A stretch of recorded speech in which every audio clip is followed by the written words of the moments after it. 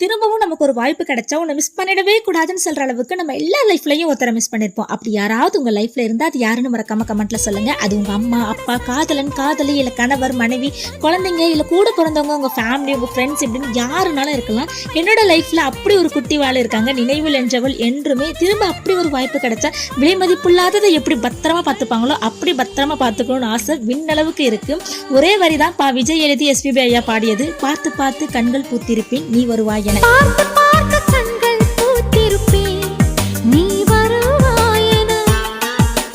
அப்புறம் வாங்கிட்டு வந்ததெல்லாம் அழகா அரேஞ்ச் பண்ணிட்டு இருந்தேன். அந்த ஆர்டிபிஷியல் மாலை கார்த்திகை தீபம் அப்போ வாங்கினது. இந்த கலர்ல ஒண்ணுதான் வாங்கினேன். அந்த பக்கம் மாற்றுறதுக்கு எதுவும் இல்ல, அதான் அப்படியே தொங்க விட்டுட்டேன். இதுவும் நல்லா தான் இருந்துச்சு. இந்த மாம்பழ நேம் என்னன்னு தெரியல, 3 கிலோ 100 ரூபான்னு வித்துட்டு வந்தாங்க. வாங்கிட்டேன். ஏதாவது ஒரு ரெசிபி மேங்கோ வச்சு ட்ரை பண்ணணும்னு ரொம்ப நாள் ஆச்சு. இந்த மண்சட்டியில குழம்பு வச்சு, அதுவும் கறி குழம்பு வச்சு, கிராமத்து ஸ்டைல கறி குழம்பு வச்சு மாம்பழம் வச்சு ஒரு சூப்பரான டின்னர் முடிச்சாச்சு.